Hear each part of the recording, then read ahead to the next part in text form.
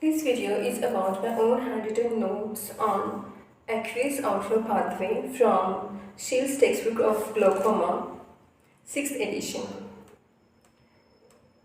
Now, cellular organization of the tubercular outflow pathway. It declines with age and it is mainly of two types, conventional and unconventional pathway. Conventional pathway contributes to around 70 to 95% and unconventional pathway contributes to about 5 to 30%. And conventional pathway 70% to 95%. These values in this range it occurs, while the lower values corresponds to younger age and higher values corresponds to older age. As one ages, the tubercular outflow increases. Overall decline in the aqueous outflow, but with aging, the tubercular outflow increases. Even the uveoscleral outflow decreases with aging. Conventional pathway. Now, what is conventional pathway? It passes through the tubercular meshwork, uveal, corneoscleral, juxtacanalicular tissue, Schlemm's canals, collector channels, then deep intra-episcleral venous plexuses. There are some terminologies like aqueous vein of Asher and laminated or aqueous vein of Goldman that we'll see later on, where the collector channel directly drain into the episcleral venous plexus rather than draining into deep and intrascleral venous plexuses. Now, other pathways are non-conventional pathways, uveoscleral pathways and uveo-vortex pathways. Uveoscleral pathway, in which what happens, aqueous humor flows through the anterior face of the ciliary body through the root of the iris and then into the suprachoroidal space and drains into the ciliary veins and then into superior ophthalmic veins and into the cavernous sinus. And uveo-vortex pathway, it is when the aqueous humor drains into the iris vessels and then into the ciliary body spaces, ciliary muscle spaces and into the anticiliary vein. So that was about the cellular organization of the tubercular outflow pathway in short. Now, the structures related to the aqueous outflow pathway. Now, first is scleral spur. Now, what is scleral spur? We have already discussed this anatomy from Wolff's anatomy, but again it's like a revision. So, what is scleral spur? Now, first we'll learn about scleral sulcus. What is scleral sulcus? Scleral sulcus is nothing but a circular, well circumscribed groove on the inner aspect of corneoscleral limbus, and the posterior border of which is formed by a scleral roll. Okay, so scleral roll. It has, and its scleral roll, it runs parallel to the limbus, and the inward projection of the scleral roll, it is called as scleral spur. Okay, so scleral spur, its composition is as follows. It's made up of collagen 75 to 80% and elastic tissue 5%. It also has myofibroblast like scleral spur cells. These are innervated by club-shaped nerve endings, which are mechanoreceptors. Now, Schallbase line. What is Schallbase line? It is located at the ending of the Descemet's membrane. Okay, so it is the ridge at the posterior end of transitional zone from or between tubercular meshwork and the corneal endothelium and thinning of or termination of the Descemet membrane. The Schallbase line is nothing but a ridge that is placed at the posterior border or posterior point of the transitional zone between the apex of the tubercular meshwork and corneal endothelium and the ending of the Descemet membrane. So, how it is formed histologically? It is histologically formed by the oblique insertion of tubercular meshwork into the limbal stroma. Now, in monkey eyes, there are clusters of secretory cells which are beneath the Schallbase line. These are believed to produce phospholipid material that facilitates the aqueous humor outflow through canalicular system.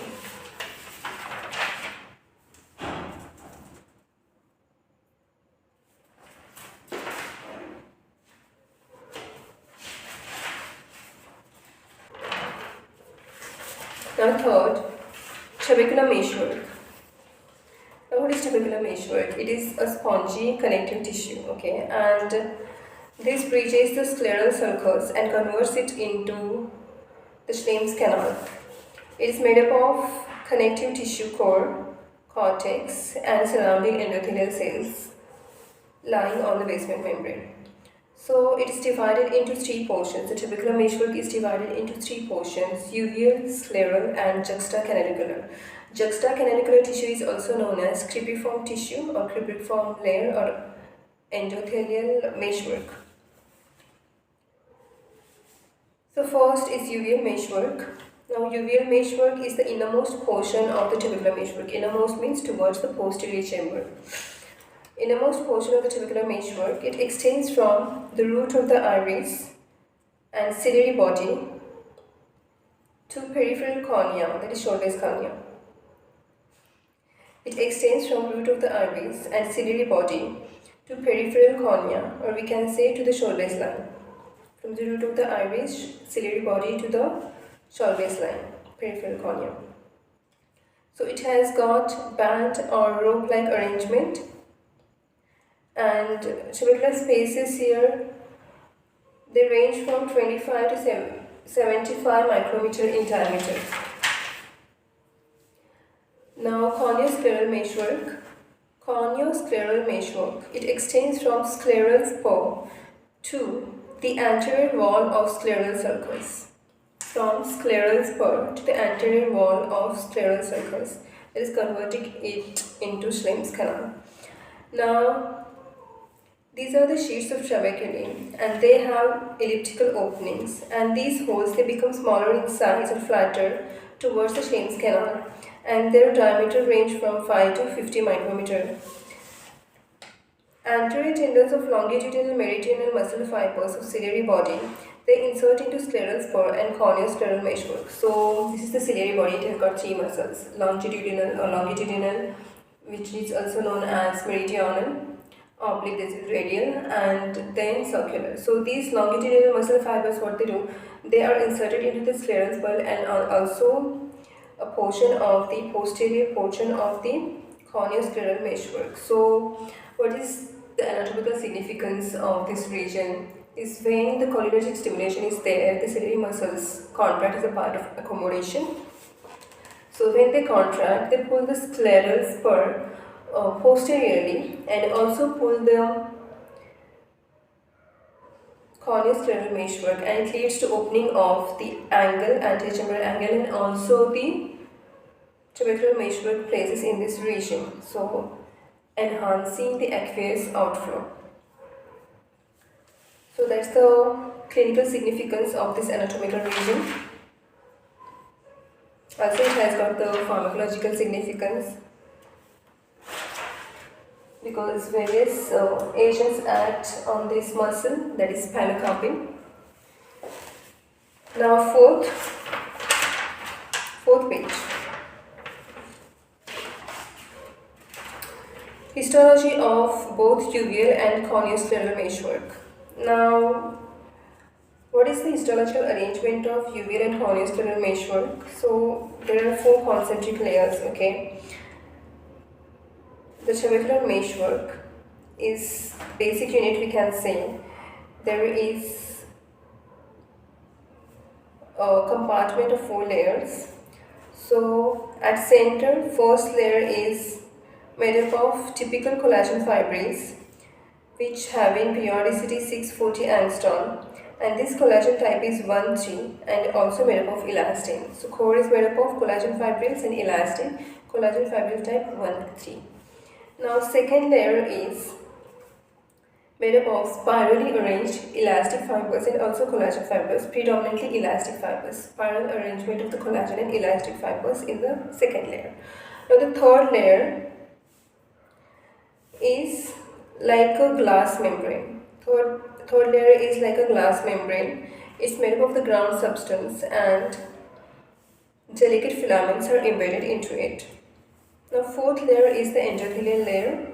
Endothelial layer with its gap junctions and the desmosomes.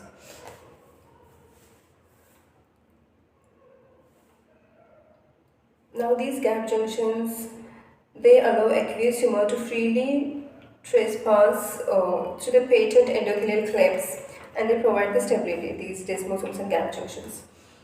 And as compared to the corneal endothelium, because there is a transition zone between the tubercular meshwork and the corneal endothelium anterior to the tubercular meshwork. So how to differentiate these tubercular meshwork cells from the corneal endothelial cells? So these tubercular meshwork cells, these are larger, these are more irregular, and they have less prominent border as compared with the corneal endothelial cells. Now, these endothelial cell cytoplasm having various cytoskeletal filaments like actin, vimentin, desmin, indicating its contractile function and imparting motility to it. Actin filament is arranged in the cytoplasm around the nucleus. It gives motility. It is also responsible for its phagocytotic and pinocytotic action, and also responsible for cell adhesion. Now there are vimentin and desmin. These are more numerous than actin filament in the cytoplasm of the endothelial cells, and they impart the contractility and motility to these endothelial cells. Second layer or spiral arrangement, it provides stability, flexibility to tubercular meshwork. So that was about the tubercular beam or tubercular sheath. It is made up of four concentric layers. It is a core, typical collagen fibrils, 1,3 elastin fibers, type 1,3 collagen fibrils and elastin. Second layer is made up of spirally arranged elastic fibers and collagen fibers, predominantly elastic fibers, and providing flexibility to tubercular meshwork or tubercular sheath or beam. In third layer is the glass-like membrane, which is made up of the ground substance into which the delicate filaments are embedded. Fourth layer is endothelial cell layer. It has got gap junctions and desmosomes gap junctions, allowing the passage of the aqueous humor through these clefts, endothelial clefts, and the endothelial cells having the cytoskeletal filaments like actin, vimentin, and desmin. So actin filament is responsible for contractility, motility, phagocytosis, endocytosis, and cell adhesions. Vimentin and desmin, contractility and motility. Now, juxtacanalicular tissue. Juxtacanalicular tissue is also known as pore tissue, cribriform layer, and endothelial meshwork. Okay, so juxtacanalicular tissue is also known as pore tissue, cribriform layer, and endothelial layer. It has got three layers, okay, so inner, central, and outermost. From the tubercular meshwork towards the Schlemm's canal, it has got inner, central, and outer portions. So, inner portion, it is made up of the tubercular endothelial layer, and it is continuous with the endothelium of the corneoscleral meshwork, okay. Then central portion, so first layer is inner, it is endothelial layer continuous with the endothelium of the tubercular corneoscleral meshwork. Then the central layer, it is connective tissue layer, it has got the spindle shaped cells which are loosely arranged in a ground substance, and ground substance is made up of type 3 collagen, but it doesn't have elastin and type 1 collagen as seen in the tubercular beam or tubercular meshwork. Okay, so these spindle-shaped cells which are present in the central connective tissue, which is made up of the collagen type 3 but not 1 and not elastin. It has got spindle-shaped cells, they show, and it has got variable thickness, and these spindle-shaped cells, they show vesicles, and these vesicles indicating the endocytosis. So their cell membranes are coated with the pits and showing the vesicles which indicates they are involved in the receptor-mediated endocytosis. So outermost portion is endothelium of the Schlemm's canal. So outermost portion, there is endothelium of the Schlemm's canal. Its surface is bumpy because of the protruding nuclei, because it has got giant vacuoles, so its surface is bumpy. It has got cyst-like vacuoles, giant vacuoles that we'll see, forming the transcellular route opening towards the basal side and also to the apical side in the Schlemm's canal.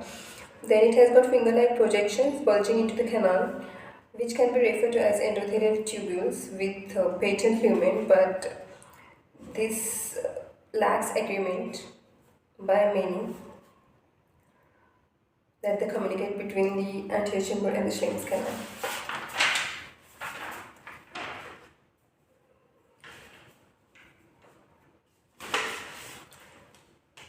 the cells here having actin filaments, and intercellular spaces are 150 to 200 angstrom wide. There are intercellular junctions, zonular occludens, the tight junctions are present, giant vacuoles are present, transcellular channels are present. This is all about the endothelial cells lining the Schlemm's canal. They have the actin filament, okay, then indicating the contractility, motility, phagocytotic action. Then intercellular spaces are present, intercellular spaces which allows the aqueous outflow. And there are intercellular junctions, zonal occludens, tight junctions are present, but they are not very well efficient and allow the passage of the aqueous. Then giant vacuoles present, transcellular channels present. These giant vacuoles, they form the transcellular channels, and they open and close intermittently, as shown in some traces studies in some animal, like it is monkey. Then these giant vacuolar transcellular channels, how they are formed? They can be formed, it is considered that they are formed by active and passive mechanisms. Active because they have demonstrated enzymes and microscopic structures which are compatible with the active transport system. And there is a passive. It is considered to be passive because it is pressure dependent, and there is increase in the number and size of the vacuoles with increase in the intraocular pressure. So this was about the transcellular route theory, that is the formation of the vacuoles. Basal membrane plasma lemma, towards the basal side there is invagination, vacuole formation, then there is a pore, it fuses with the plasma membrane or cell membrane towards the apical side, towards the Schlemm's canal, and there it forms a pore around 2.5 micrometer in diameter towards the basal side. The pore opens towards the basal side, towards the basement membrane, and it is 5 micrometer in diameter. So this way it forms the transcellular channel, and after giving the bulk of aqueous outflow, it closes and cell becomes to its normal state again. So this is the transcellular pathway, but alternative theory to the aqueous outflow to these cells is paracellular route. That is between the inner endothelial cells, that is the intercellular space they are saying. Now this paracellular theory or paracellular route, how it is formed. So they have studied the monkey eyes but not the human eyes, as per the 6th edition of this book, Shield's book. In monkey eyes, they have used cationized ferritin as a tracer. They used cationized ferritin as a tracer, and they saw the separation of adjacent cell membranes between the tight junctions of these endothelial cells, and this separation, it forms the openings and tunnel-like channels. These are the paracellular channels, and they are stained with the tracer indicating the intercellular passage. So when there is higher perfusion pressure, the paracellular pathways or tunnels, they are larger. So according to this paracellular route theory, giant vacuoles is nothing but the dilatations of paracellular pathways. So aqueous outflow through the endothelial cells, there are two theories. One is transcellular pathway, giant vacuole theory, opening to basal side and apical side to the Schlemm's canal opening. And there is a paracellular pathway, that is in between the cells. Now what is Sondermann canal? Now Sondermann canal is nothing but a blind diverticulum that extends from the lumen of the Schlemm's canal, and it extends to the trabecular meshwork, and they wander irregularly and obliquely through the meshwork, and they are lined by the endothelial cells. These are the blind diverticula.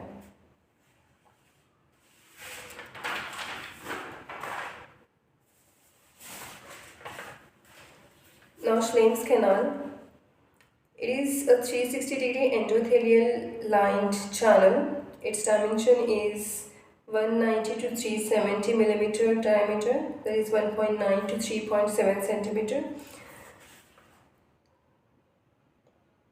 It is lined by the endothelium, which is single layer, It has got smoother surface on its outer wall. It has got larger cells and no pores and rarely vacuole. So Schleim's canal. Now Schleim's canal, we have seen the inner lining, and that we have discussed in inner lining, that is the endothelial lining, inner endothelial lining of the Schleim's canal we have discussed in pericanalicular tissue as a third layer. Now in Schleim's canal we are talking about the endothelium that lines the outer wall, that is towards the sclera. So this endothelial lining is single layered and it has got a smoother surface. There it was having bumpy surface because of the nuclear protruding in the giant vacuoles. Here there are no giant vacuoles, or rarely vacuoles are seen, and no pores. So these are larger cells and they have got a smoother surface. And outer wall of the Schleim's canal, you can see the various outlet channels called as collector channels. These are valves and their origin is irregularly spaced. And then in between the collector channels near the basement membrane or near the outer wall of the Schleim's canal, you can see very smooth muscle cells and you can see the fibroblasts also. And this endothelium, it does rest on the basement membrane and fibroblasts surrounding it.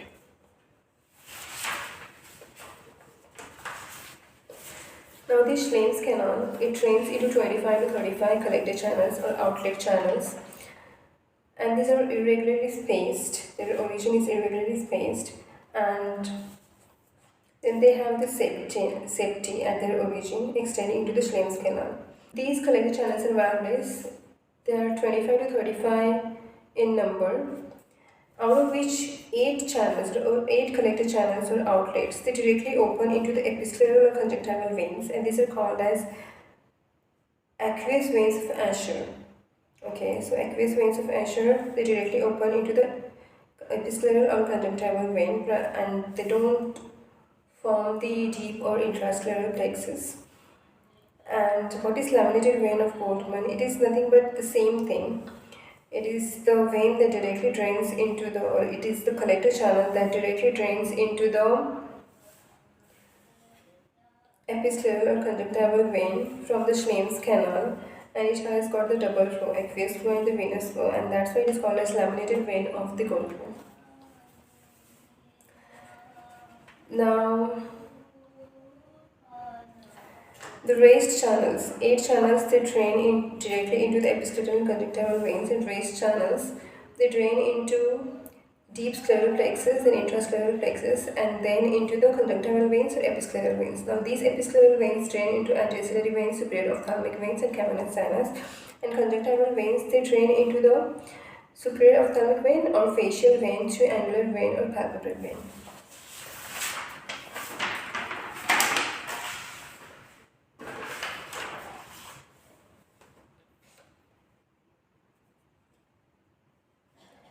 Now unconventional pathway.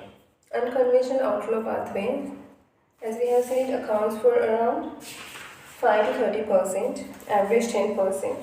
So it is of mainly 2 types, uveoscleral outflow and uveo-vortex outflow. Uveoscleral outflow means through the root of the iris, interstitial spaces of the ciliary muscles, suprachoroidal space, and through the scleral pores which are formed, which are present around the ciliary blood vessels and nerves and optic nerve membrane, and thence draining into episcleral tissue or vessels. Now uveo-vortex outflow. Uveo-vortex outflow, it is the same but through the iris vessels, to the ciliary muscles, and again into the vortex veins. So it is through the lumen of the iris vessels, through vesicular transport, endothelial cells of the iris vessels, then into the vessel lumen, then ciliary muscles, then anterior choroid and vortex veins. Then other pathways are to the corneal endothelium, aqueous outflow, and across the anterior face of the vitreous. So what happens? Normally the unconventional outflow doesn't play that important role in the aqueous outflow, as we have seen it is only 10%. But when it is a pathological process like glaucoma, you can see these pathways, or normally when there is increased intraocular pressure, these pathways play an important role in the drainage of aqueous outflow. So that was all about the aqueous outflow pathway. So I think I can conclude it here. Tomorrow we'll see the resistance, how the resistance is offered to the aqueous outflow pathway through the trabecular meshwork, corneoscleral meshwork, uveal meshwork, lens canal, etc. etc. Okay, thank you. Enough for today.